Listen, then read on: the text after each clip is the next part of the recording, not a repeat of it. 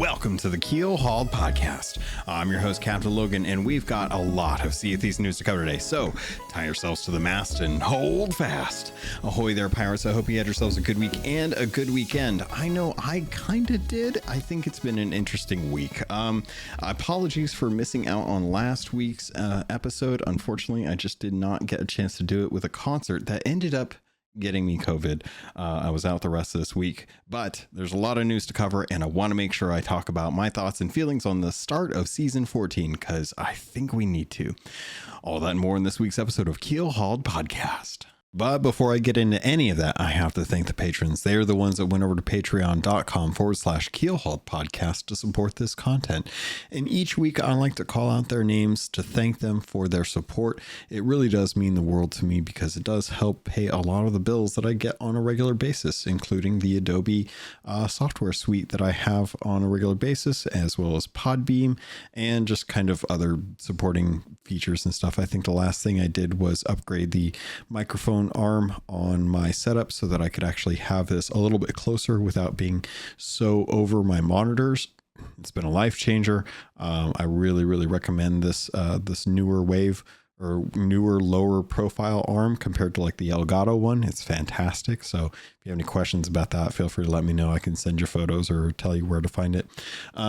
But because of the Patreon funds, I was able to actually pick that up. So thank you to everyone who supports, and thank you to A Chick, Toast, L Cute, Balls, Blue Turtle V1, Captain Chonky, Captain Longsharts, Chateau Noof, Super Pack, Zombie Killer, Cloud, Cosmic Johnson, Static Mirror, Davram TV, El Jefe Esteban, Godhammer 6, Jorby Jorbs, J Hood, Carl Embo, Kylea the Aficionado, Lumpy SRQ, Evil Morpheus, Space Admiral Ors, Xbox Mike 29, Mutinous Max, Norwegian, Regis Stella the Brony Pirate, Ribloid, Rustbelt Kid, Scamelt 666, Captain Dasm, Tommy D, TN Professor, Vibrolux, who's back, welcome back, Wezzy Cruz, Big Bad Pad, Mina Fairy, the Lore Chronologist Deadeye Dre, Heger Owl, Captain Duckweed, Evil Martha, Peter Miller, Rooski Doo, Thor Von Blitz, Luke Lore, the Insipid Ghost, and Zam Wow. Thank you all so much for your support. It really does mean the world to me, even if I don't get a chance to chat with you guys on a regular basis. So definitely reach out and say hi, because I do miss you. But there's a lot of folks. And I know even Luke Lore will probably hear this at some point and think like, yes, I don't play Call of Duty with you guys as much as I used to.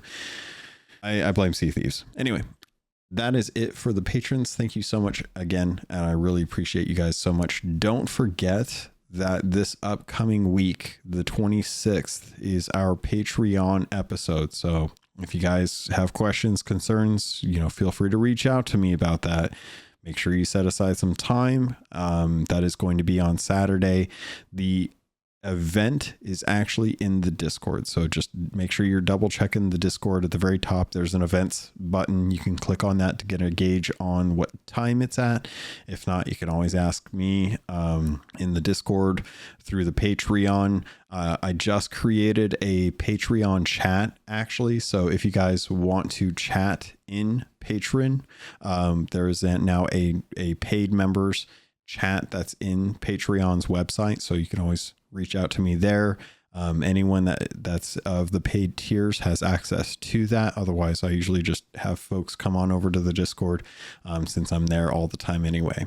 So that's going to do it. Thank you, pirates. Let's get into the news. Well, I didn't think this would actually happen during the tenure of Sea of Thieves, but Craig Duncan, Rare Studio lead, has left Rare. This news comes to us 6 days ago. I believe I saw it the first through The Verge. I believe Tom Warren was the one to first kind of report on this about 6 days ago. And it's not because he's not satisfied with Rare. It's actually because he's getting a promotion. So he's actually becoming the Xbox Game Studios head following the retirement of Alan Hartman. Alan Hartman comes in as retiring after less than a year from being promoted by Matt Booty after Matt Booty was promoted to the president of game content and studios position. So Matt Booty got up the ladder and Alan Hartman took over. And then over the last year, Alan Hartman had decided he wanted to retire. Craig Duncan, studio head for Rare, is now taking over in this role. I am really kind of surprised by this because I mean, from a business perspective, it's clear that Rare has done very, very well. Sea of Thieves is a very big success for Microsoft. It's in a lot of their advertising. It is now multi-platform as a result, and the game has just done very, very well. They continue to bring in enough revenue to warrant hiring on additional studios to be able to help out with production of the game. And it just really kind of shows that Craig has done a good job of making sure that Sea of Thieves is profitable. Now we'll talk about, like how features and stuff, seasons come in, bugs, things like that. I think that the player base that have been around for a while may not necessarily feel that Sea of Thieves is in the best state. So that aside, I want to congratulate Craig because I think that he is a very stand-up guy. I think he's done a very fine job. He was there on the front lines when the game launched and it had issues, and a lot of the criticisms that came from news pundits, from reviewers, and from gamers in general was that Sea of Thieves didn't have content, that it was good. It had a good set of bones, but there was no meat on those bones. And Craig was next to Joe in front of that whiteboard, breaking down every single week what they were going to be doing, what they were planning, the first major event, how they were scrapping everything that came to what their current roadmap was. And they were going to be doing tons and tons of stuff to be able to pump out content. And that first year nailed it when it came to content. They released more content in that year than I think most other years have an opportunity to really release, as far as like actual world changes. They expanded the map. That was the first major expansion of the map. Everything else has been like little iterations here or there, or different offsets like Pirate's Life or Monkey Island. So Craig has done a really good job of fostering a community that really does help kind of promote healthy work environments. There's tons of events that happen at Rare on a regular basis. A lot of the devs that are there are longtime devs. I've definitely seen a lot of developers come and go from Rare, but a lot of those developers still feel, or at least have had positive things to say from their time at Rare. And the devs that I've spoken to in person that are at the studio that I actually got to meet at like Sea of Thieves Fest absolutely love working there. And a lot of that has to do from the top down. So I'm really glad to see that Craig is promoted.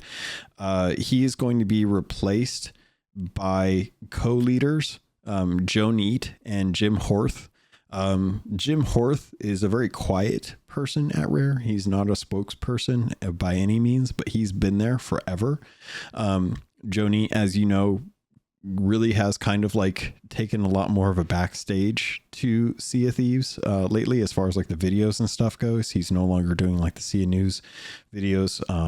Drew has been kind of taking on that role, and it would not surprise me if Drew Stevens took over Joe's position for Rare, for Sea of Thieves. Like as a executive producer, Joe Neate, I think Drew Stevens would be my next in line as far as people that I know at the studio that would do well to take over his position. So we'll have to kind of see like where the executive producer role goes to in the future, but would not be surprised if it was Drew Stevens. And I think that would be a healthy choice, because I feel like Drew's done a lot in the last year to help try to address a lot of the community on a very personal basis, putting himself out in the videos to kind of take that heat.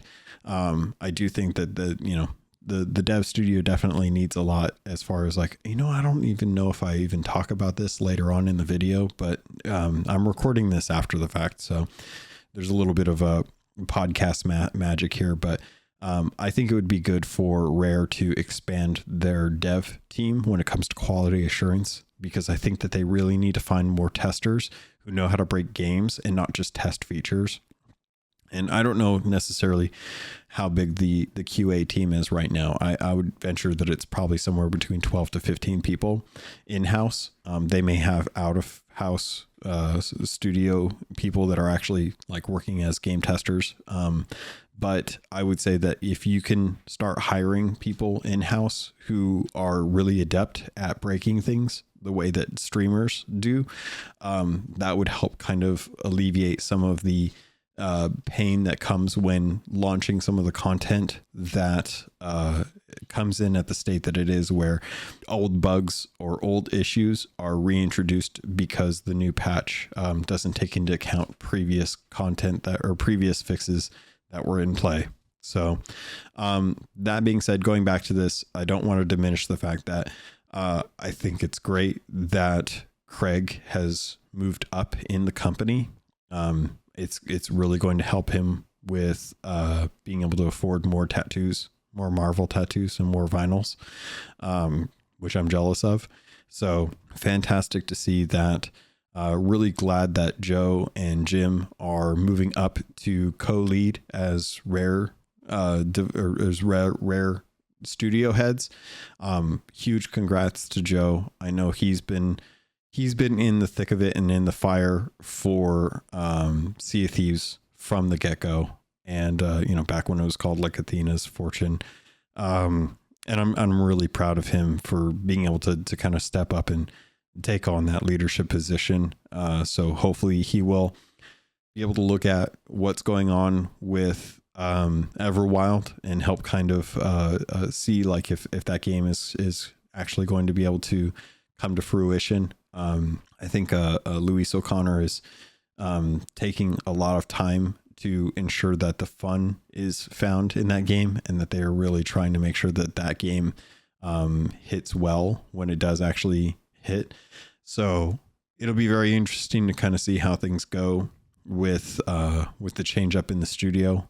I think right now is kind of a good time because we're going into a bit of a lull for the studio. Typically, winter is usually a calmer time for Rare, where they kind of go on vacation. They take time to be able to have smaller updates and kind of get things really set up for the next year of content. And hopefully we'll find out at the beginning of January kind of what that next yearly roadmap is, because I think they've done a really good job of sticking to that, even if not all of the content has been able to launch at the best state.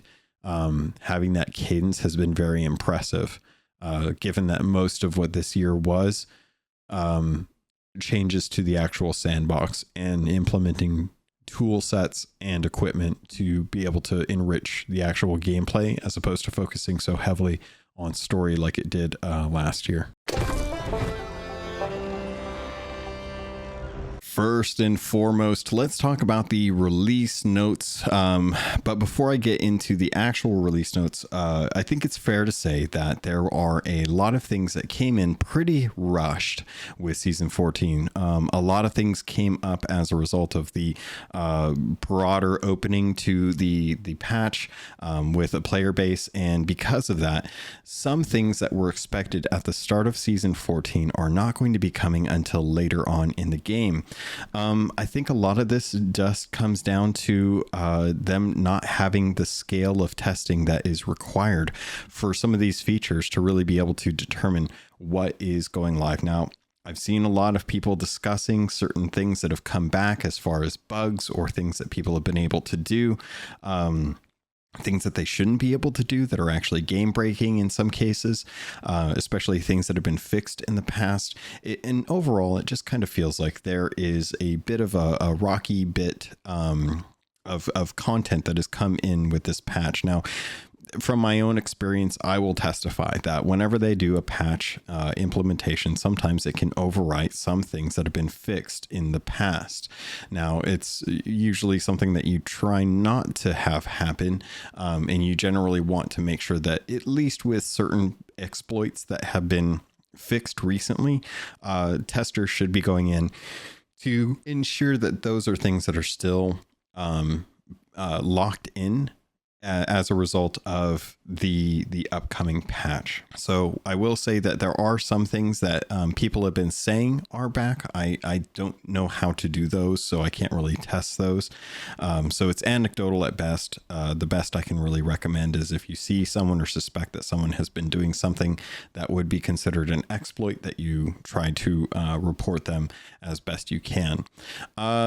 Want to take a quick chance to kind of address some things that I wanted to talk about in the past, because I know that I put in that report where I did actually submit a video link that is an unlisted link to some footage that I took, and the hacker that I believed was hacking at the time.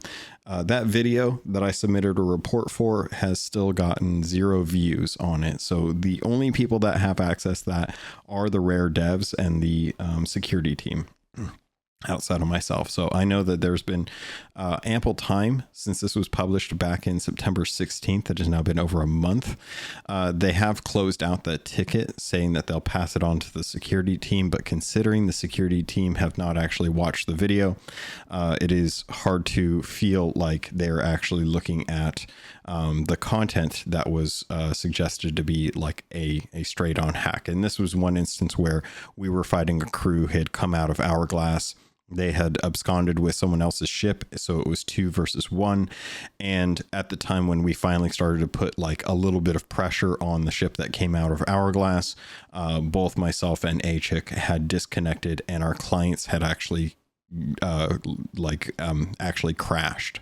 Like our actual Sea of Thieves software crashed at the exact same time in 2 different time zones. So very suspicious that would happen at the exact moment. I don't know if maybe the whole server had crashed, but she had logged in and we had definitely been sunk. So not everyone on that server DC'd the way we did. So it wasn't a server related thing that I can think of, but the only thing I can think of is that someone has a way to crash other people's clients based on their Gamertag or something associated with the game that they're able to see access to. So outside of that, kind of getting back to the point of why I was talking about that, was with the recent issues going on with the latest Sea of Thieves update.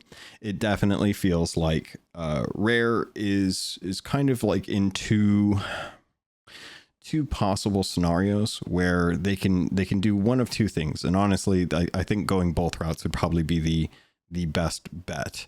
One of them being that when you are testing the game, if you have an insider program, which they do, that's a beta system, you generally want to open that up so that there is broader discussion to be had, so that you can feel free to discuss some of the mechanics and changes with the community.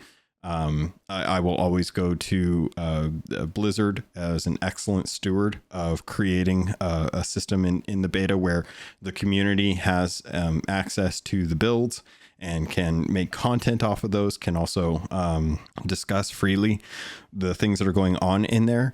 And they have learned over the years, because of data miners, that there are ways that you could encrypt the data to a certain extent to protect story-based content. Now, Rare has done a very good job of segregating their story-based content in the past. As I've said in the past, the Monkey Islands were a complete surprise. People have claimed to have known that the Pirates of the Caribbean stuff was coming. They've never shown me any proof that they knew that was coming. But after the fact, they said that, yeah, they knew this was coming. And I'm like, okay, I have no evidence of that. So take it with a grain of salt. But to me, it seems like it is at least possible to some degree that Rare is able to refrain from taking the thing that I think is essential to storytelling, which is the allure of what's going to happen and allow people to discover that when it's actually going live. Other aspects of the game, tools, mechanics, things like that, that require interaction are going to need to be heavily scrutinized when it comes to stability, because those are the things that generally will make or break the gameplay from a day-to-day basis. You can learn the story and you can have the story, and the story can get spoiled for you. And once it's done, it's done. There's nothing you can really do about it. But the story is not something that you're generally going to be replaying on a regular basis. It's going to be that actual gameplay, those mechanics. So that where I always kind of want to go back to the idea of, do we need to have an NDA for mechanic and tool-based content in Insiders? Things like the grapple gun, things like the traps, things like hanging over the ledges. I'm very curious to know what the analytics were for the Insiders program when they were testing some of this stuff. I'm not sure how long they were testing this in Insiders. But that's one of those things where, you know, because I'm not regularly, like, I haven't been in Insiders in quite a while. I don't know how long they've actually been showcasing any of this content or showing it off. So there's a good chance that this has only been available in Insiders for the last month, which would typically make sense in my mind, but that's me just kind of speculating.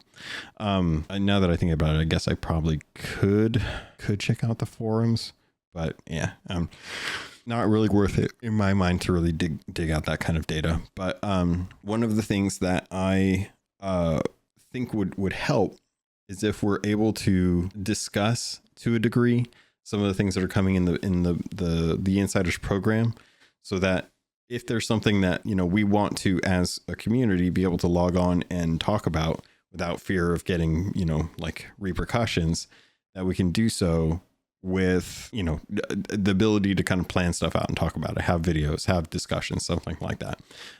They've already said that in my mind, it's mostly because, like, in the earlier videos where they showed off the grapple gun, they showed it off in very early stages that Drew had talked about, where they had said that they were still in the find the fun, quote unquote, stages of that.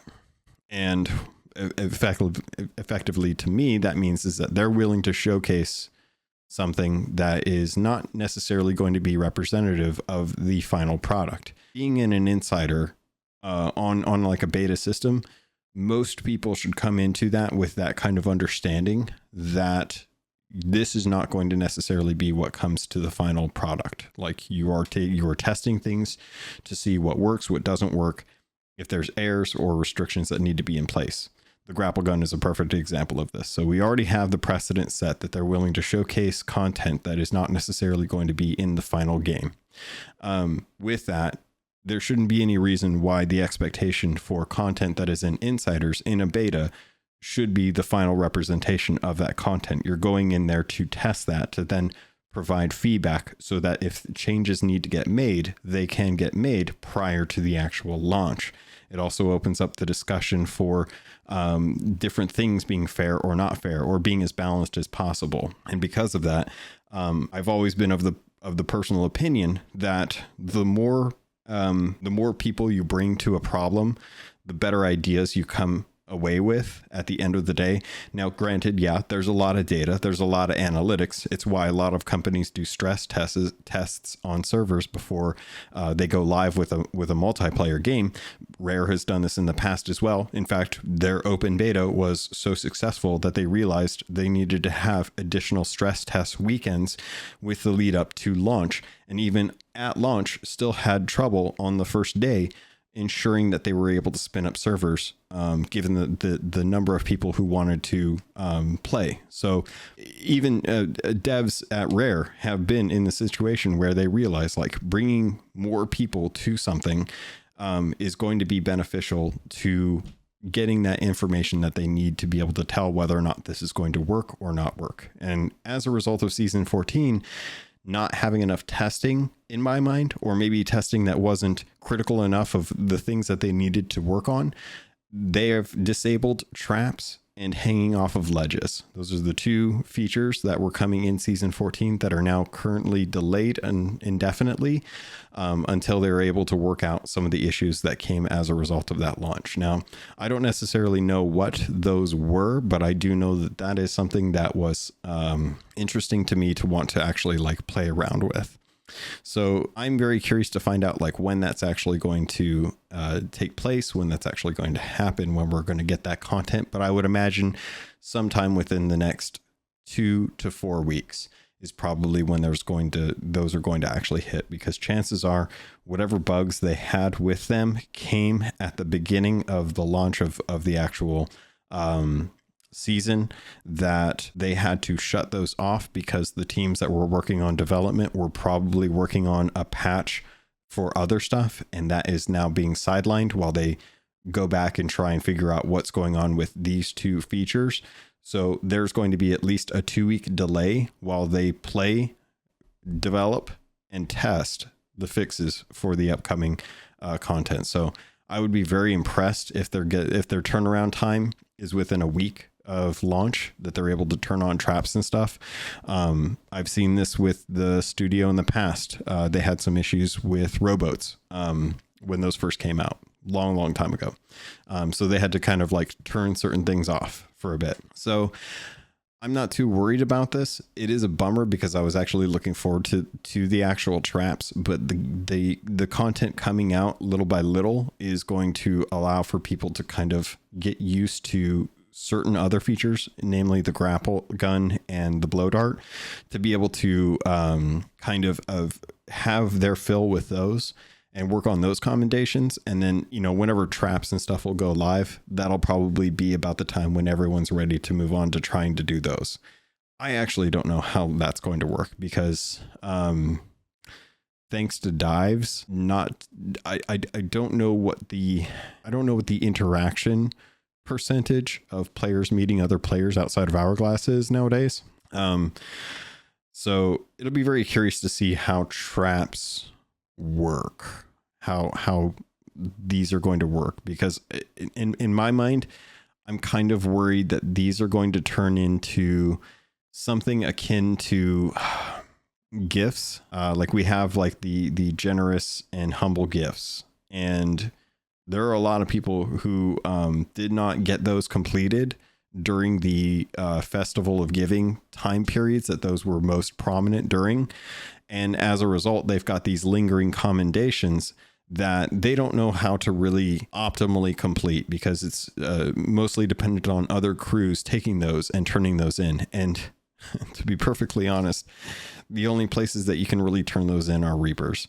So I don't know that they have a really good plan for traps that take into account the likelihood of players ending up on the same island on a regular basis. Like outposts are probably the biggest way to find people who are going to be on that island on a regular basis during the course of a session. And most people, I would say, are probably going to be turning in at sovereigns, because I think getting captaincy is one of the biggest priorities for new players, to be able to turn into the sovereigns since there's no penalty.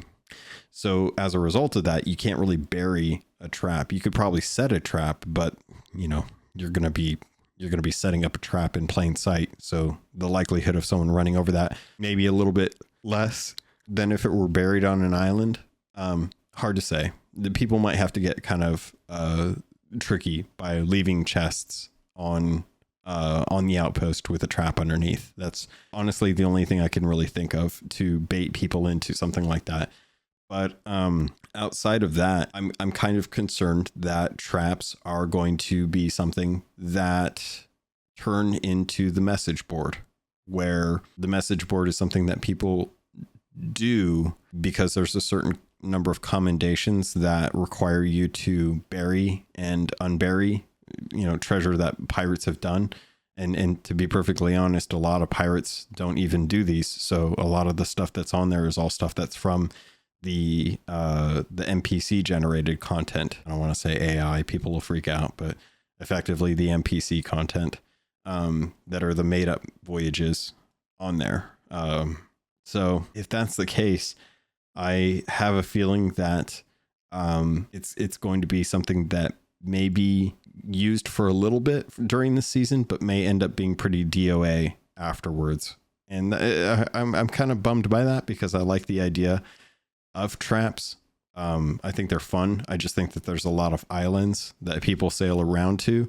And unless there is something that is driving people to one particular island for an event or something like that, it's not too likely that you are going to be able to trap people on islands. I think the Fort of the Damned is maybe the best opportunity right now because that's where the Chest of Fortune should be.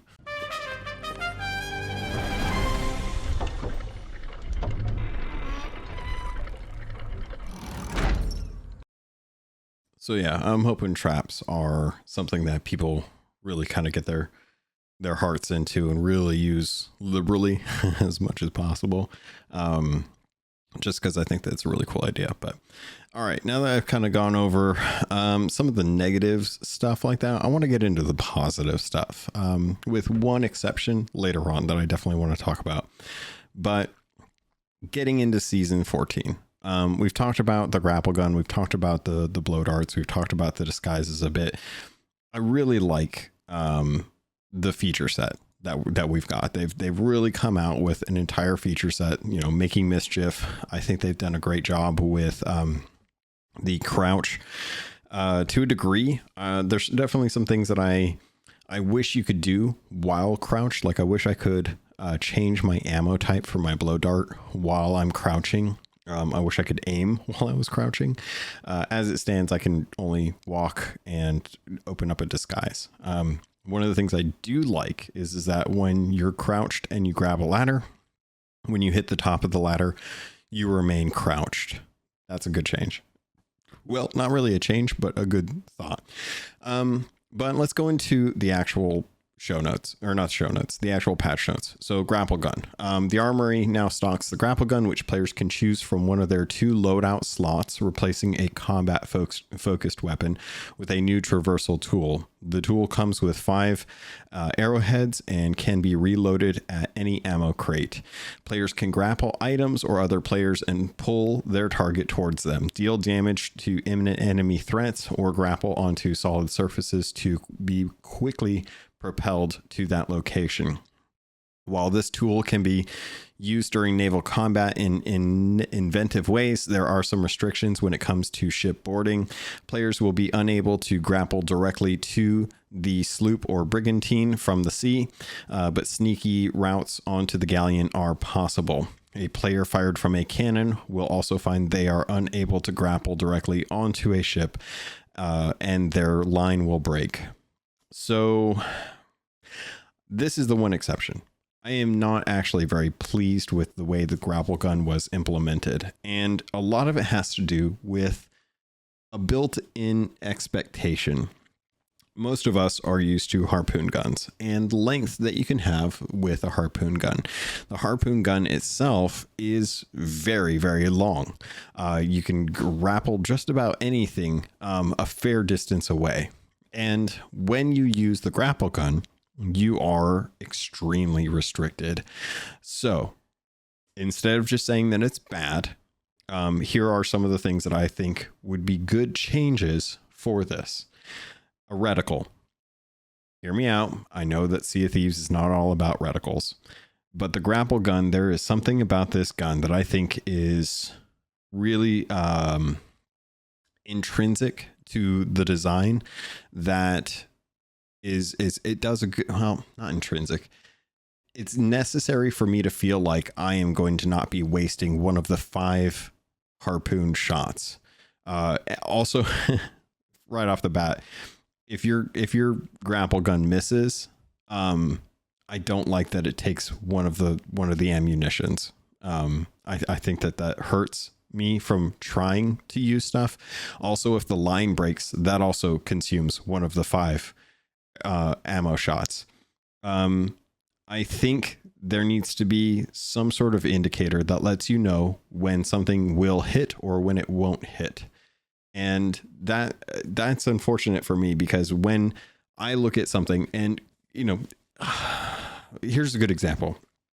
I was floating loot from a shipwreck, and the harpoon gun was within range to harpoon that loot. Me standing on the very tip of the bowsprit, which was parallel to the actual harpoon, my grapple gun could not reach the loot. There is a learning there that needs to take place. I need to learn that the grapple gun is not going to be the tool to be able to grapple loot from a shipwreck that is within a harpoon range. So that is something where me trying to test this, noticed not only was I using ammo, but I also had no indicator on how far the actual grapple gun was going to be able to tell me, am I too far? How far am I? Having a reticle, and I'll tell you right now, like having the reticle be white when it is crossing in front of something that or just white in general. We'll go with white in general, or maybe even nothing at all. But when you can actually grapple onto something, having some sort of indicator on the screen that lets you know, hey, this will actually hit. And in this instance, I'm thinking having it white, little cross or little X while it's while you're aiming down sights. And when you cross over something that you can actually grapple to and it's within range, it turns red. That's it. Nothing special. Just a quick little thing that says like, hey, you're aiming at something and it is not within range. It'll change color or it will appear when it is within range. That way, you know, if I aim down the sights with the grapple gun and a ship is passing by and I look and I see there's no reticle or there's no change in color, I'm not going to make that shot. There's no point in me shooting, and why waste the ammunition, especially when there's only 5. The alternative to this is to just take away the ammo altogether. Now, I can understand why you would want to have ammunition, but given a pirate being able to get on board your ship and traverse around your ship using the grapple gun, the likelihood of them being able to get down to your ammo chest at some point, especially on the smaller ships, there's not really too much you can really stop them from doing that. A good pirate can get to the ammo crate. So I would say that there's a chance that having ammo is not necessarily something that needs to be in place. I think missing your shots or shots that aren't that break, consuming ammo could maybe be taken a look at. But right now I would say that that's the biggest criticism that I have of the grapple gun. I think it's interesting. I've been able to use it quite a bit to get to different areas or to get to other places quicker. It is very jarring. I'll tell you that. I don't know if that's just because of some of the issues that are going on right now with the game code, or if that's actually how they want them to approach it. But it is very jarring, and I'm not playing on a weak system. I'm playing on a pretty beefy system, so frame rate isn't an issue for me. So I'm not quite sure why it feels so janky, but that does. Blow darts or blowpipes. The blow dart system that's an interesting one. I like the blow dart. I think it's nice that you can shoot off blow darts quickly without necessarily having to hold down the ADS to get like the full distance on there. I like that you can kind of like knock them out pretty quickly.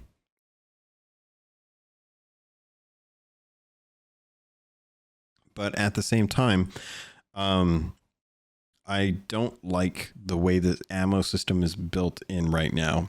Like, you have to go to your equipment and then you have to hit a qualifying button to get access to your different dart types. And I get that there's a reason for that. They need to have it built in somewhere. But I'm currently not too thrilled with how that system is currently built up. It's not something that I think is terrible, but the middle of that equipment wheel is starting to get mighty crowded with different buttons. And I think 4 is probably the max. If they start adding in like shift modifiers to this, man, we're going to have some real issues there. But being able to get to your ammo types quickly was kind of a struggle. Because and this is, I'll blame this on familiarity. I'm sure when I get deeper down the rabbit hole, it won't become quite as bad. But it's unfortunate because I think that they really navigated things like the ammo wheel for cannons and bait for fishing and shanties for the instrument. I think they navigated those really, really well. And I think that the blowpipe having to access the equipment wheel and then a qualifying button to be able to get access to your ammo is enough steps in something that should be quick when it comes to combat, that it is going to be detrimental to its usage for PvP, which is fine because it doesn't need to be something that is for PvP. It could be something that is just for PvE as well. And to speak to the PvE aspect of this, I do like how much ammunition you have, based on the different ammo types. Like having the black powder one and having the poison dart one is good. The lure one is funny, you know, when you shoot someone. And I don't know if this commendation is bugged right now. I think it might be. But I have tried multiple times at a sea fort to use a lure blow dart on one of the ghosts and then had 3 ghosts attacking that one ghost and then blowing them all 4 up with a black powder dart and never got the commendation for that. So I think that one might be bugged right now, but I haven't like dug into the forums to see if anyone's been talking about that, but that's kind of my thoughts right now. But watching after doing some Ashen Lord dives for Gold Hoarder raid commendations, it was very funny to light up the Ashen Lord with a bunch of lure darts and watching the skeletons that they spawn go and start attacking the Ashen Lord. That was entertaining. I don't know if that damage counts actually, because there's no health bars, so there's no good way to tell unless you were to actually. No, I will say that it does work because I remember I was watching the phantoms attack each other in the fort or the sea fort, and one of the issues that I had is that if enough phantoms were attacking one of the lured ghosts, that ghost would die too fast before I could actually swap to my black powder dart to be able to hit them with it so that they could all explode. Because I kept running into this issue. Either it would work and I would never get the commendation to pop. The ghost would die too fast because too many skeletons were lured by it, or too many phantoms were lured by it and were killing off the lure too quickly. Or some would break off and start going after me, and the blow dart wouldn't hit the 3 or more that it needed to be able to count for the commendation. But I know for sure at least twice that commendation should have popped, and it did not. So, and actually, I think I recorded the video of me doing this. So if you're watching the YouTube version of this, you may actually see it at some point when I go to a sea fort. I can't quite remember when I started recording, but I think that's actually in there where that testing was done. So the blow dart gun or the blowpipe, I actually think is actually pretty nice. I like the fact that the lure dart forces enemies to attack one another. It's kind of like a cheap way of having skeletons from a bone ball, kind of like to help you out. But overall, I think that the black powder dart and the poison dart and the lure dart are really good. There's like a hint on some of the outposts where there's a flyer talking about a mimic dart. So I'm not quite sure what that's going to be, but they're teasing that that's going to be something that will be coming to the game at some point as well. So different ammo types there.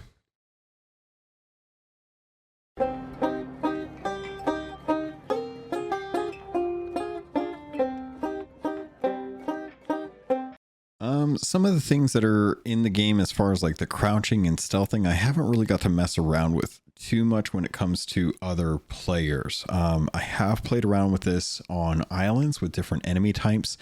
And one of the things that I like is that you can actually de-aggro from enemies. I was messing around with the Sea Fort because I wanted to try and test some of this. And if I was able to break line of sight and then crouch down and then use a disguise like the barrel or the chest, the enemies actually de-aggroed from me. And I'm used to that in stealth games. Like I'm used to that in games like Ghost of Tsushima, Assassin's Creed, things like that. But when it comes to Sea of Thieves, this is a first, and I actually really kind of like it because you can actually use this to your advantage. If you're trying to solo content and maybe you need to go find some food, or you need to go find just something that is going to help you with your battle. Maybe there's a skeleton keg that's coming after you, breaking line of sight and being able to actually kind of de-aggro that skeleton keg may give you an opportunity to blow it up via a throwing knife or something, something that you need to do for a commendation. So I don't know how often you're going to be able to use this, but I do like the fact that that's available to you. I also like the fact that this is going to open up the opportunity for those of us out there who kind of like just the ambiance of Sea of Thieves and want to spend time on an island without having to worry about an emergent threat spawning and knocking you out. So say you have to go to the bathroom. One of the biggest issues with Sea of Thieves is if you're on an island and you want to go to the bathroom, or you want to go get a drink of water, or someone's calling you and you need to take care of that, you get 15 minutes before you get kicked out for a lazy beard. And actually, I don't think it's lazy beard anymore. Is it still called lazy beard? I can't remember. Anyway, point being, you get 15 minutes of time to be able to not do anything in the game and not get kicked out for being idle. On an island, this was never something that you could just trust that you weren't going to show up on the ferry when you got back from whatever you're doing, because chances are something was going to spawn and something was going to go after you and kill you. Now with the disguises, you can actually sit on an island in a barrel or a treasure chest and not actually aggro enemies. And now I can't say that this is going to work all the time. This is just the small amount of testing I've been able to do since the patch went live. But I like that.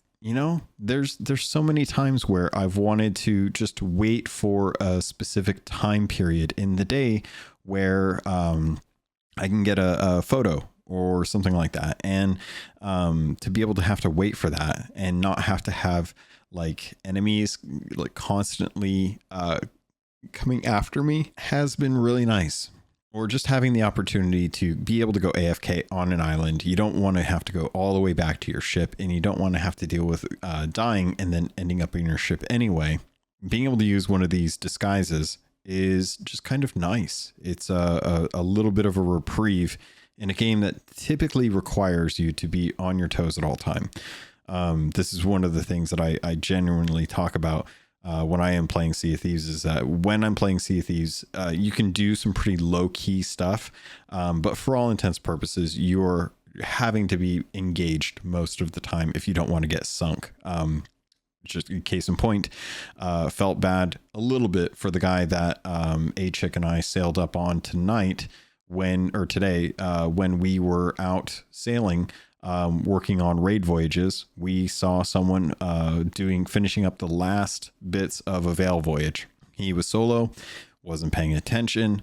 We sailed on to him, and he had to drop sail and leave as he was finishing it. He didn't even get an opportunity to even really collect any of the treasure from the Veil.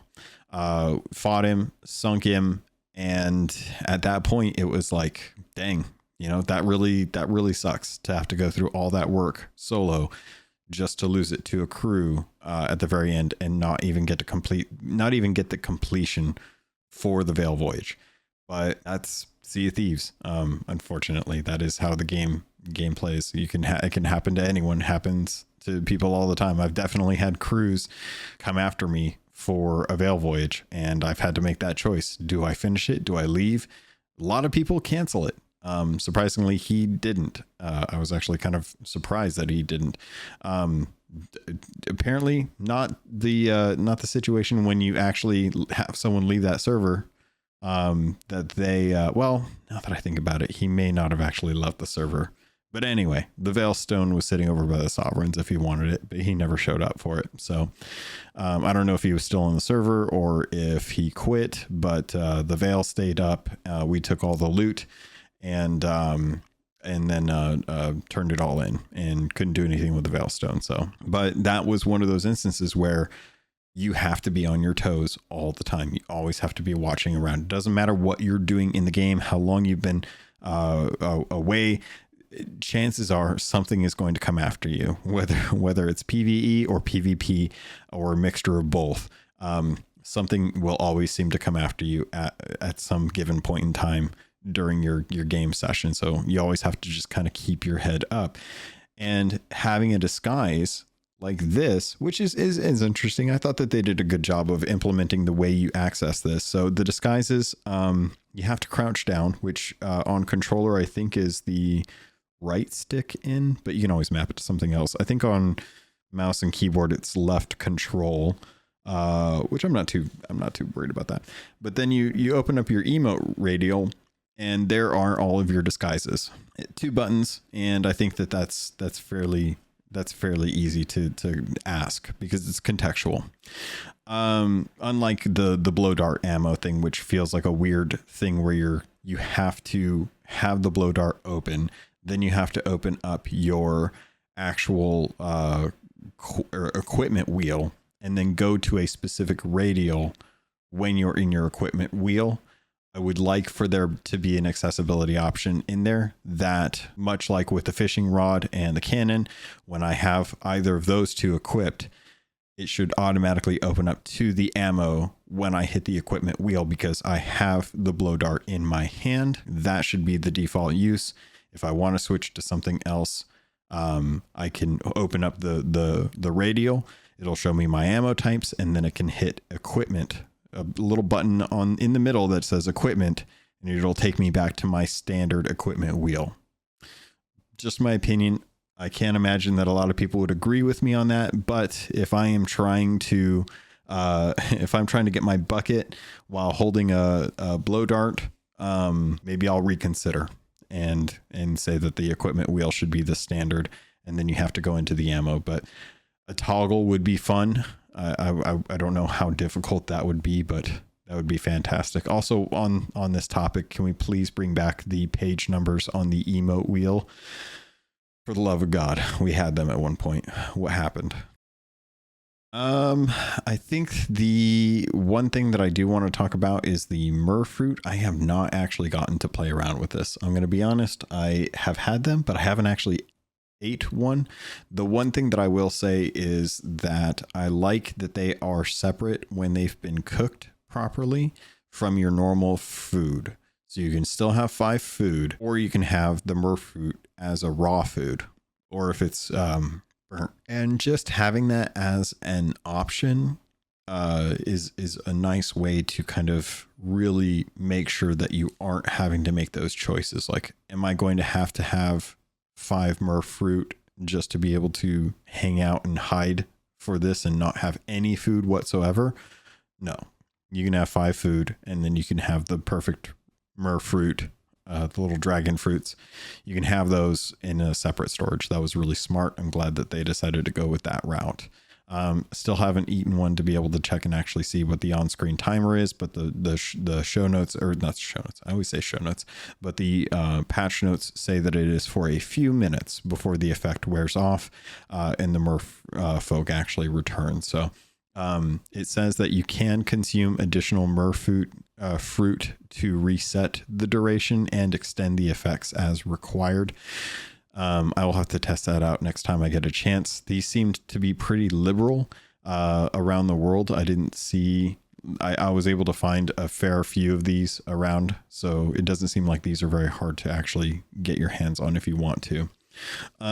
Because traps and hanging from ledges is temporarily disabled, there are quite a few achievements as well as commendations that are currently locked. So They are going to be unlocking those in the future. So if you are working on that content, I would just focus on the commendations that you can at the moment and see what you can do to get those knocked out. And unfortunately, we'll have to worry about the traps and stuff later on. Some of the other quality life improvements or gameplay improvements. You have the locked crew armory, which means that whatever what's it called? Whatever loadout you have when you go onto another player's ship is going to be that loadout that you have to deal with. You cannot change your weapons on another crew's ship. So I definitely think that it's going to be in the best interest of people to be able to pick what's best. The Athena guy that we sailed up on, I actually went over to his ship with the grapple gun and the blow dart. Not necessarily the best choice, but he was rocking a Eye of Reach and the throwing knife, which I was actually kind of surprised by. And it, he definitely hit me quite a few times with the throwing knife, and I definitely ate through a lot of the high level food that I had. But at the end of the day, having the blow dart with the 8 different types of, or 2 different types of ammo and the 8 different darts, outbeat him on that. I don't know why. Maybe you didn't eat. No clue why I won out on that one, but I'll just say that I was surprised that I won that engagement, and the grapple gun came in use once when I was on the top of his sloop deck near the anchor, and I grapple gunned to the bowsprit. Not sure how frequent that is going to be really useful, given that I probably could have killed him a lot sooner with a different weapon loadout, but we'll have to see where the meta goes on this. So one of the other things that's come into the game, which is actually I kind of like, is selling storage crates. So storage crates or backpacks, whatever you want to call them.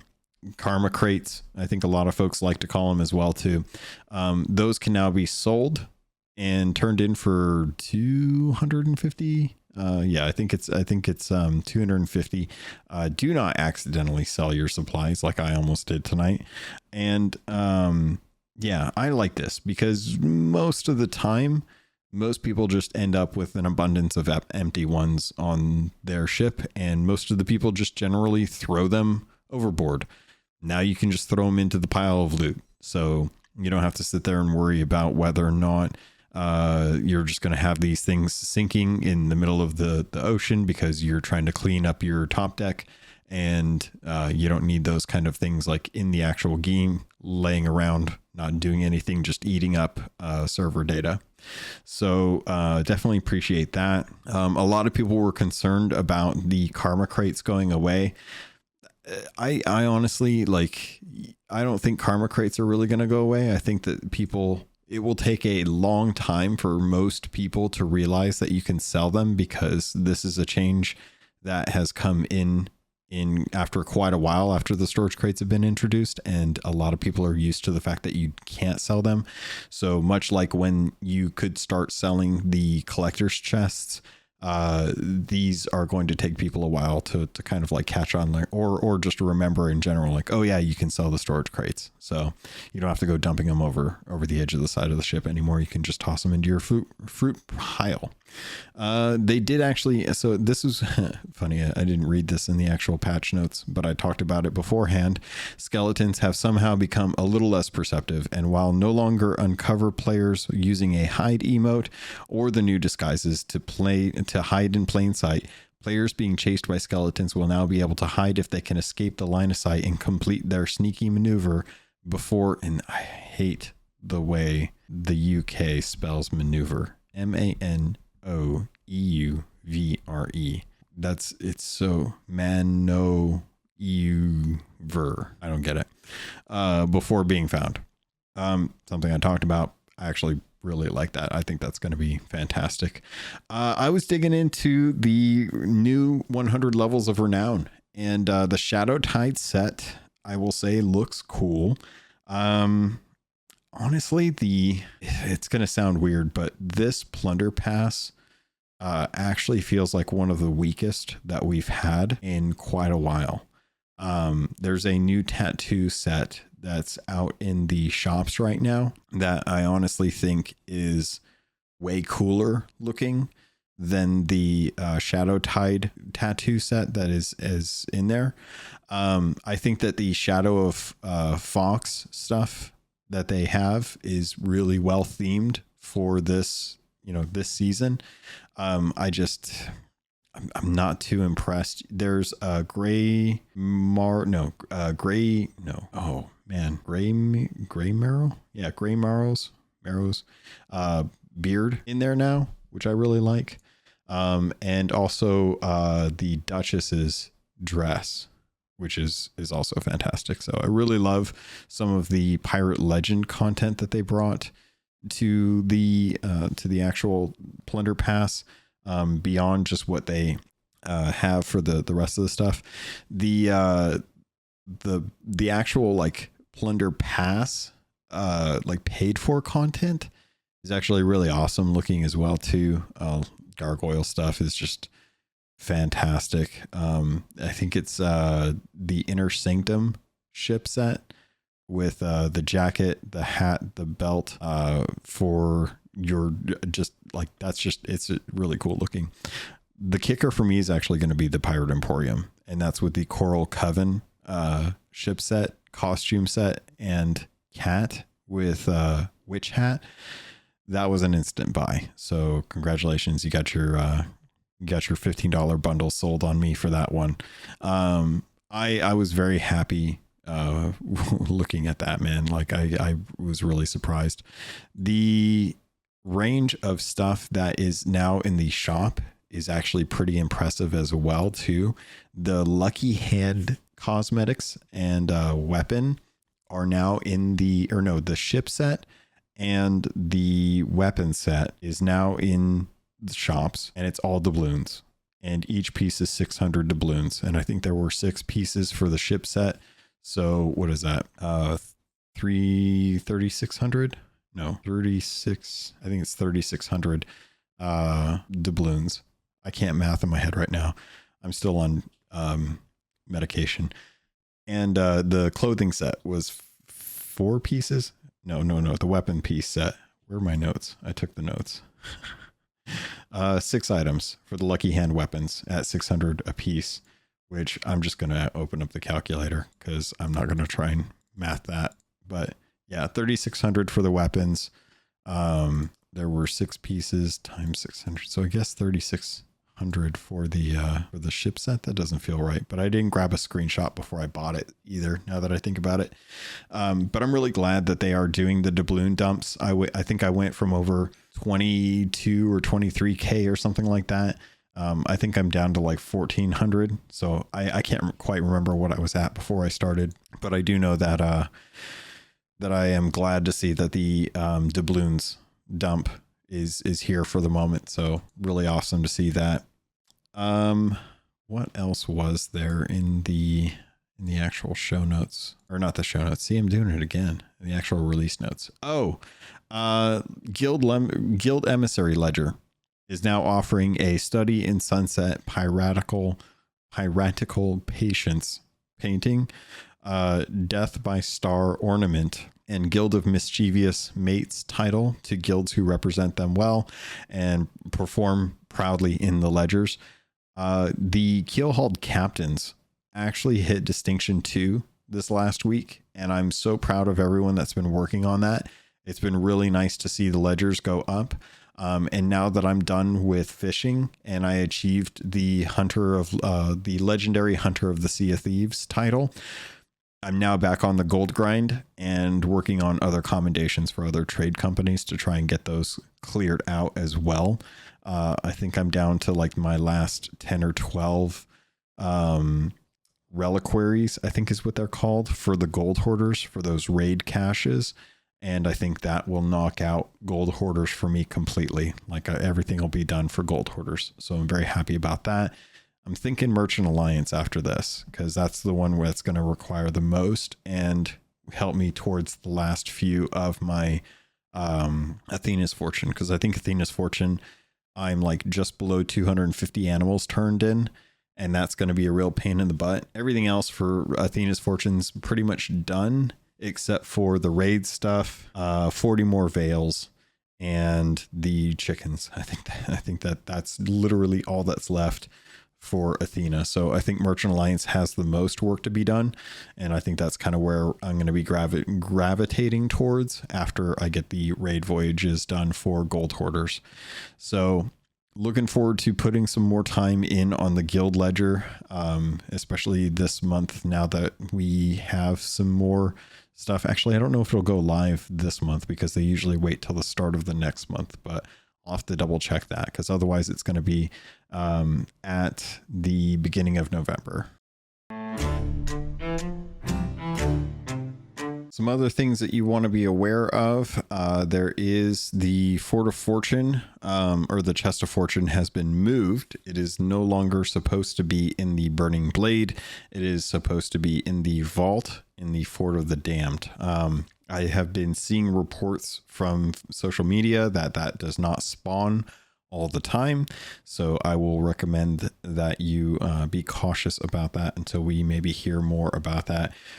Otherwise, doing the Fort of the Damned is going to be a good way to get some of those commendations knocked out, especially with some of the blow dart requirements for poisoning skeletons and stuff like that. So just heads up on that one.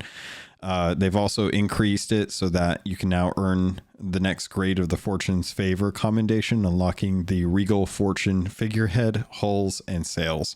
Not quite sure what those look like because I am super behind on all of those. Crews chasing down the Telltale Beacon of the Reaper's Chest or Reaper's Bounty can earn the next grade of Reaper's Riches commendation, unlocking access to the Regal Fortune pistol, cutlass, and double barrel pistol. Nobody wants the double barrel pistol. Skeleton Owl and Fox are in the Pirate Emporium now, as well as the return for the skeleton pets. These are time limited and won't be around until next year. The Graveyard Grim pets have made a return as well, and they've added a bunch of grapple gun designs, including the Lodestar, the Motley Mariner, the Dark Warsmith, the Crimson Crypt, the King's Ransom, the Deadlocked Jailer, and the Iron Turtle. I will tell you right now, the correct choice is the Crimson Crypt or the Iron Turtle. They've also added blowpipe designs, including the Lodestar, Dark Warsmith, and Crimson Crypt. Again, I will tell you the correct answer is Crimson Crypt. They have a crystal ball emote, which doesn't actually have a crystal ball from what I could tell. It actually just is a cannonball. So I was a little hesitant to buy that.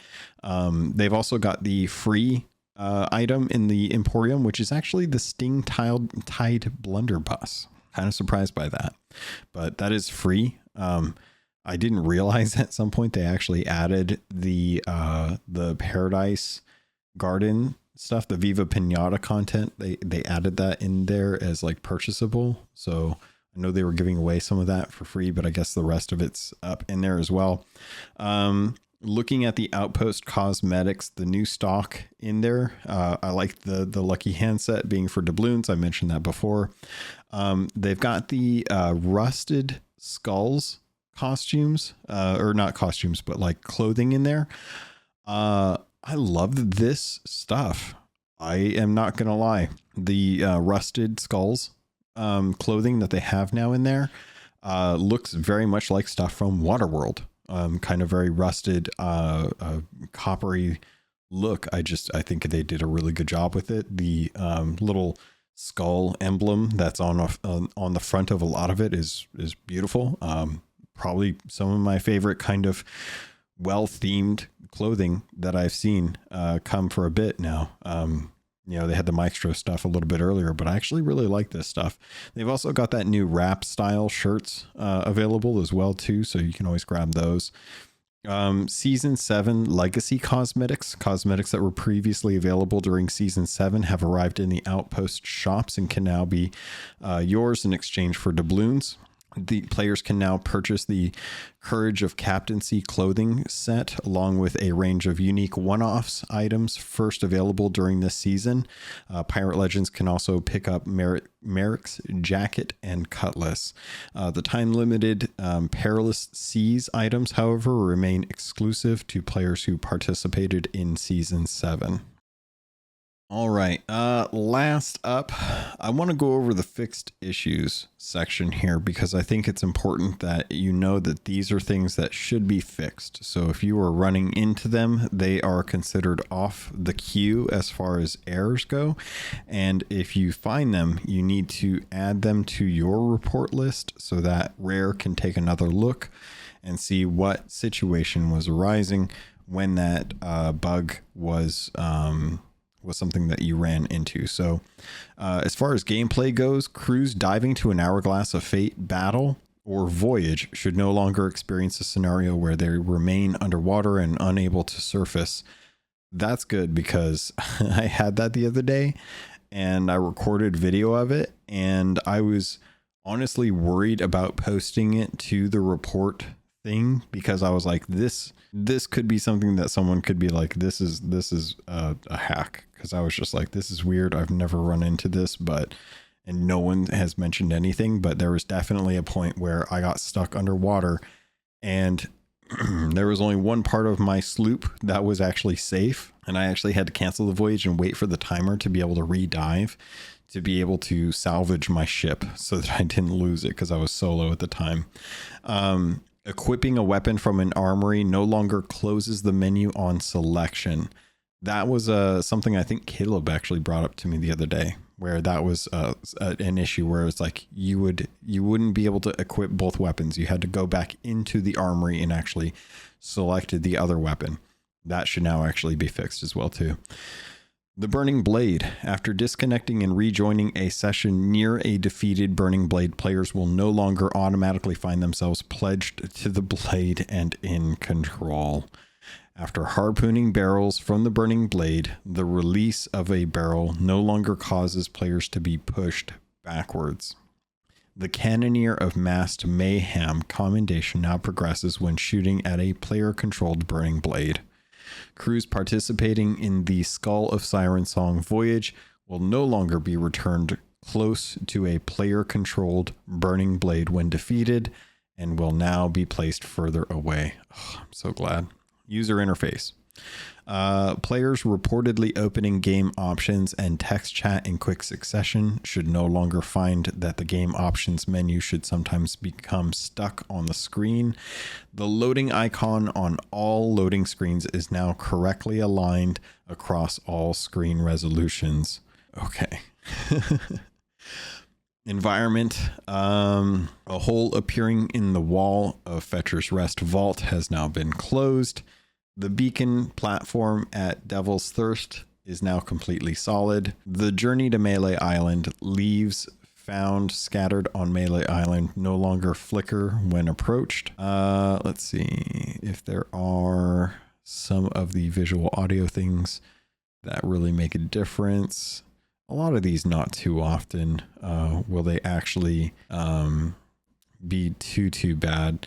Players' fingers now correctly grasp the map when performing the completely lost emote. Players sitting down will no longer have transparent soles on the underside of their feet. It's all these little things that people find and report. Sybil, let's see, text and localization. Sybil at the Glorious Sea Dogs Tavern no longer references captain's voyages in their dialogue. The Order of Souls titles for promotions at 55 to 100 are now correct when playing in the Portuguese language. I'm not even gonna talk about the performance and stability things.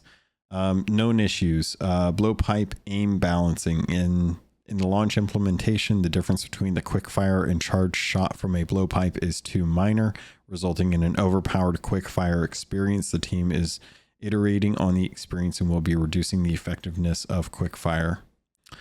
That seems... I'm okay with that, honestly. I haven't really tested the quick fire aim versus the the actual like breathing down of it. I will say that they have done a pretty good job with the blowpipe giving you a relatively decent asymmetrical notch to be able to see on the end of the blowpipe kind of where you can aim something. I think that's always something that is very crucial, given that there are no reticles in Sea of Thieves, even though I think that the grapple probably would be the one that I'd make the exception for, just because the length of that thing is honestly just too short.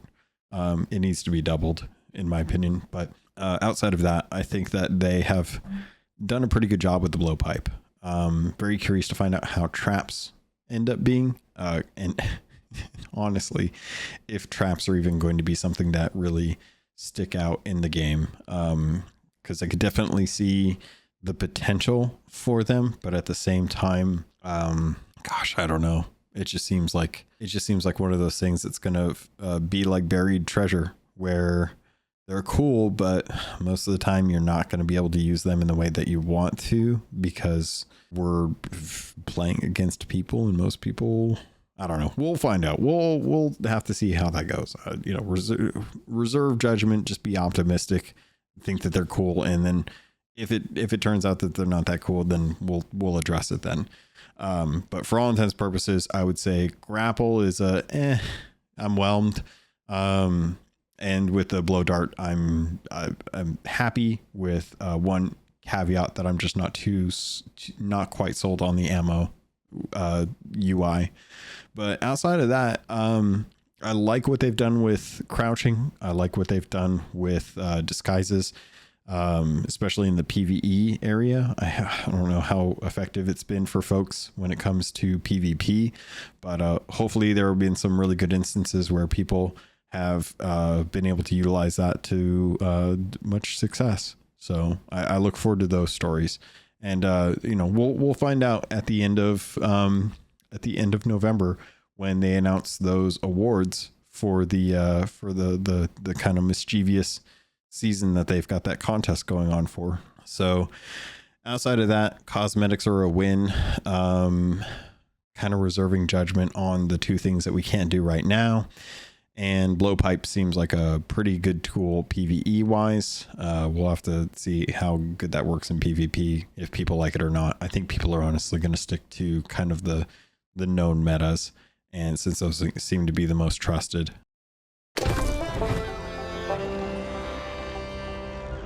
All right, pirates. I think my voice is just about done. I'm going to go ahead and call it at this point. That was pretty much all of the show notes, with two of the things hanging off the ledges and traps not really being available at the moment.